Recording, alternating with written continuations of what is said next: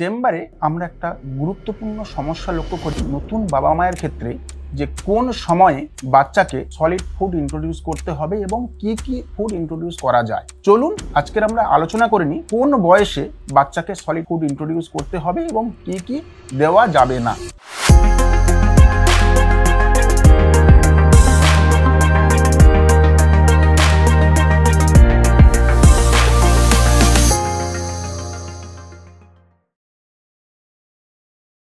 নমস্কার, আমি ডক্টর তৃষ্ণেন্দু মণ্ডল, শিশু চিকিৎসক, কলকাতা, ওয়েস্ট বেঙ্গল, ইন্ডিয়া। প্রথম 6 মাস কিন্তু বাচ্চার প্রধান খাদ্য হচ্ছে মায়ের বুকের দুধ। প্রথম 6 মাস কিন্তু ব্রেস্ট মিল্ক ছাড়া অন্য কোনো কিছু একজন বাচ্চাকে দেওয়া যাবে না। কিন্তু যখন একটা বাচ্চার বয়স 6 মাস পেরিয়ে যাচ্ছে, তখন কিন্তু শুধুমাত্র মায়ের বুকের দুধ দিয়ে তার প্রয়োজনীয় উপাদান মেটানো যাবে না।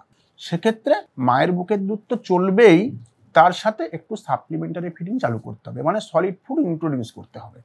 কোন ধরনের ফুড আমরা ইন্ট্রোডিউস করতে পারি? সফট ফুড, কারণ একটা 6 মাসের বাচ্চা কিন্তু খুব বেশি চিবানোর ক্ষমতা তার নেই। সেই জন্য একদম সফট, ইজি টু সোয়ালো, খুব তাড়াতাড়ি ও গিলে খেতে পারবে সেরকম খাবার একটা ছোট্ট বেবিকে চালু করতে হবে যখন তার বাচ্চাটার বয়স 6 মাস হলো। কি কি দেওয়া যেতে পারে? খিচুড়ি করে দেওয়া যেতে পারে। চাল, ডাল, ভেজিটেবল সমস্ত কিছু একদম পেস্ট করে নিয়ে খিচুড়ি বানিয়ে তাকে খাওয়ানো যেতে পারে। সুজি দেওয়া যেতে পারে, আপেল সিদ্ধ দেওয়া যেতে পারে পিউরি করে, আলু সিদ্ধ করে দেওয়া যেতে পারে, পাকা কলা স্ম্যাশ করে দেওয়া যেতে পারে। এবং যখনই একটা বেবি এই সমস্ত খাবার খাচ্ছে, সেই সঙ্গে সঙ্গে ওকে একটু একটু করে কিন্তু জল খাওয়াতে হবে। আগে জল ফুটিয়ে ঠান্ডা করে নিতে হবে, সেই জলটি খাওয়াতে হবে। এখন প্রশ্ন আসছে যে কত পরিমাণ খাওয়াবো?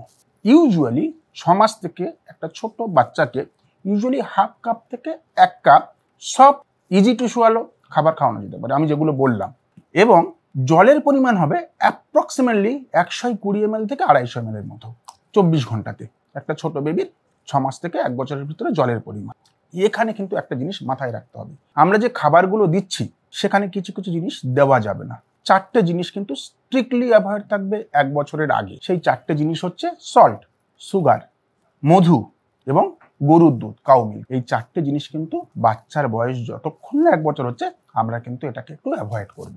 আপনার যদি এই বিষয়ে কিংবা স্বাস্থ্য সংক্রান্ত অন্য কোনো বিষয়ে কোনো প্রশ্ন থাকে, এই ভিডিওর ডেসক্রিপশন বক্সে একটা লিঙ্ক দেওয়া আছে, সেখানে গিয়ে আপনি আপনার প্রশ্ন করতে পারেন। আমাদের হসপিটালের টিম আপনার প্রশ্নের উত্তর অবশ্যই দিয়ে দেবে। আমাদের হসপিটালে এক্সপার্ট শিশু চিকিৎসকের সাথে সাথে এক্সপার্ট নিউট্রিশনিস্টের টিমও আছে 24x7। সুতরাং আপনাদের শিশুর খাদ্য কিংবা খাদ্য তালিকা বা ফুড চার্ট সম্পর্কে কোনো রকমের যদি কোনো প্রশ্ন থাকে, আপনি কিন্তু আমাদের হসপিটালের সঙ্গে যোগাযোগ করতে পারেন। ধন্যবাদ, সবাই ভালো থাকবেন, সুস্থ থাকবেন। নমস্কার।